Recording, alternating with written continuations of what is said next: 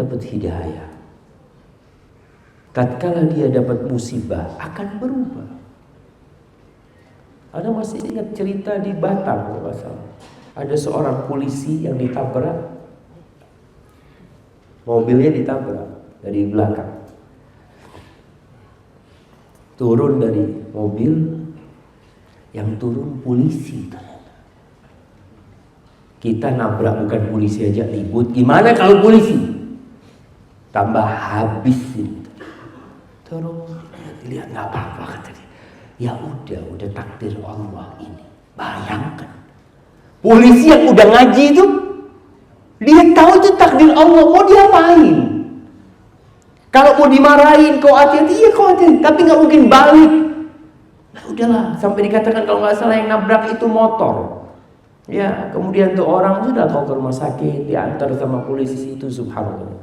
Allah Jalla Jalaluhu berfirman di surat At-Taghabun ayat 11, ma asaba min musibatin illa biiznillah wa man yu'min billahi yahdi qalbah wallahu bikulli syai'in alim. Tidak ada satu musibah pun yang terjadi kecuali itu dengan izin Allah terjadi. 50.000 tahun sebelum penciptaan langit dan bumi, Allah udah catat kejadiannya akan seperti ini. Itu udah Allah catat. Maka Allah katakan, waman yu'min billah, barang siapa yang beriman kepada Allah, yahdi qalbah, pasti Allah kasih hidayah hatinya, sehingga dia menerima. Nggak ada bunuh diri seorang muslim. Kenapa? Dia percaya ini udah takdir Allah. Ketika saudaranya meninggal dunia atau apa, ya udah anaknya meninggal dunia. Karena kalau kita tidak percaya sama takdir Allah di sini, kita nggak akan dapat hidayah. Anda pernah ceritakan seseorang yang anaknya mati, masuk ke dalam kolamnya burung walet. Masuk anaknya, si bapak masuk rumah melihat anaknya sudah terapung di sana sana. Diangkat tuh anaknya, dia mengatakan ya Allah, lalu selesai ya Allah, andai kata aku nggak punya sarang burung walet, andai kata aku nggak punya kolam, andai kata sampai gila tuh orang mati dalam kondisi gila. Nggak ada, kita nggak bisa mengembalikan sesuatu, kita tidak akan bisa menjadikan kendi yang pecah kembali, nggak bisa. Apa ya udah kita katakan inna lillahi wa inna ilaihi raji'un. Ma'asyarul ikhwah rahimakumullah, seorang yang mendapatkan hidayah, ada banyak yang harus dia korbankan, ada banyak kesenangan yang harus dia tinggalkan, karena dia tahu kita ini diciptakan ini sebagai hamba. Kita ini budak. Makanya antum lihat doa yang paling ampuh untuk menghilangkan kesedihan dalam hati yang diajarkan oleh Rasulullah SAW. Kita mengatakan Allahumma anta rabbi wa ana abduka ibnu abdika ibnu amatika nasiyati biyadika madin fiya hukmuka adlun fiya qada'uk. Aku hambamu, korobku, aku hambamu, bapakku juga hambamu, ibuku juga hambamu. Kita ini secara silsilah nasab semuanya hamba. Nggak ada yang bisa kita sombongkan, jemaah. Kita pun hanya bisa mengikuti takdir Allah. Maka tatkala kita dapat hidayah, kemudian kita meninggalkan, ada yang meninggalkan riba dia, meninggalkan pekerjaan dia, meninggalkan banyak kenikmatan yang dahulu dia dapatkan. Itu diuji seorang hamba untuk dilihat benar enggak hidayahmu ini benar, atau kok hanya pura-pura ke masjid, hanya pura-pura baik.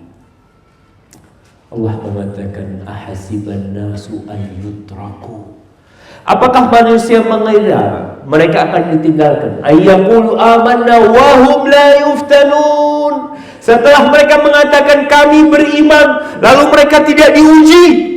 Kata Allah, walaqad fatanna alladziina min qablihim fala ya'lamanna Allahu alladziina shadaqu wa la ya'lamanna al-kadzibin. Kata Allah, kami telah uji orang-orang sebelum mereka sehingga tampak siapa yang benar hijrahnya, siapa yang benar hidayahnya, siapa yang benar keimanannya, dan siapa yang pura-pura beriman.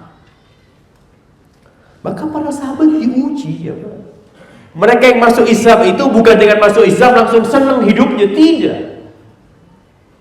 Suhaib Ar-Rumi, dia namanya Suhaib bin Sinan. Dia masuk Islam termasuk yang awal-awal masuk Islam. Dia dulu budaknya Abdullah bin Jad'an, lalu dibebaskan. Dia masuk Mekah dalam kondisi miskin, ya. Suatu hari dia datang ke rumahnya Al-Arqam ibn Abil Arqam.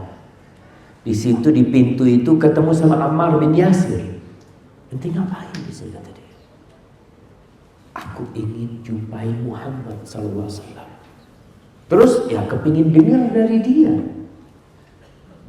Ini salah satu pintu hidayah tuh, kita dengar. Kalau kita nggak mau dengar, susah siapa? Gimana kita mau dapat hidayah? Makanya ketika Mus'ab bin Umair diutus ke Madinah, datang tuh pemimpin kabilah Ansar. Salah satunya Usaid bin Khudair.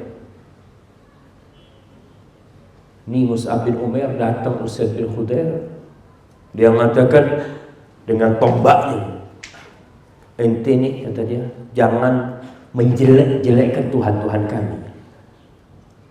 Nanti bawa agama baru di sini mau merusak agama kami. Katanya Mus'ab bin Umair, ya Abu Fulan, kau dengarkan dululah dari kita. Kalau kau rasa baik, alhamdulillah. Kalau enggak, kami akan berhenti berdakwah. Oh iya, benar yang kau katakan. Akhirnya duduk Usaid bin Khudair. Usaid bin Khudair ini sahabat, nanti jadi sahabat. Dia dengerin, kata dia. Setelah dia dengar, dia tanya, kalau mau masuk ke agama kalian itu gimana caranya? Bayangkan jam, dia datang dengan tombaknya mau merusak dakwah. Tapi ketika hidayah, dengerin dulu nih yang kita sampaikan nih, qala Allah, qala Rasul, kau dengerin. Tapi kalau kau udah nggak mau denger, ya udah. Gimana mau dapat hidayah? Makanya musuh-musuh dakwah itu senantiasa berusaha untuk menghalangi orang mendengar Al-Quran Al-Karim, mendengar kebenaran. Akhirnya masuk Islam. Ketika masuk Islam, Usaid bin Khudair mengatakan, nih, aku akan bawa engkau ke tokohnya orang-orang Ansar. Kalau dia masuk Islam, satu kampung masuk Islam. Iya, berangkat. Siapa yang datang? Sa'ad bin Mu'adz.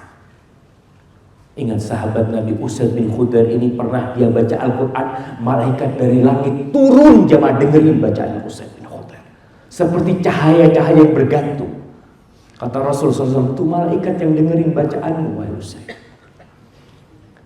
Sa'ad bin Mu'adz. Siapa yang tidak dengar dengan Sa'ad bin Mu'adz? Yang tatkala dia meninggal dunia, arsy Allah bergetar. Akhirnya didakwain Sa'ad bin Mu'adz, masuk Islam Sa'ad bin Mu'adz. Ketika dia masuk Islam, dia balik ke kaumnya, dikumpulin kaumnya semua. Kata Sa'ad, haram bagi kalian untuk berbicara sama aku, yang besar, yang tua, semua yang perempuan, sampai kalian masuk ke agama Islam. Satu kampung masuk Islam semuanya. Subhanallah. Kisah Suhaib Ar-Rumi ngomong sama Ammar, aku kepingin denger. Kata dia, ya udah, sama aku juga kepingin denger. Akhirnya mereka masuk. Rasulullah SAW menceritakan apa itu Islam, maka kita pun masuk Islam. Suhaib Ar-Rumi. Lalu tatkala hijrah. Ini dua orang masuk Islam disembunyikan keislamannya karena mereka orang-orang bukan orang-orang terpandang kan. Akhirnya sampai waktu hijrah. Hijrahlah Suhaib ke kota Madinah. Di tengah jalan dihadap oleh orang-orang kafir Quraisy. Suhaib mengatakan, "Ya ma'syar Quraisy, wahai orang-orang Quraisy, laqad alimtum anni min armakum rajul." Kalian tahu aku orang yang paling tepat sasaran kalau memanah. Wa imullah la tasiluna ilayya hatta armi bi kulli sahmin ma'i fi kinanati thumma adribakum bi sayfi wa la yabqa fi yadi minhu syai' fa aqdimu in syi'tu. Kata Suhaib, kalian tidak akan bisa sampai ke aku sampai anak panahku ini mengenai semua dari kalian. Setelah habis aku akan pakai pedangku mati-matian gitu.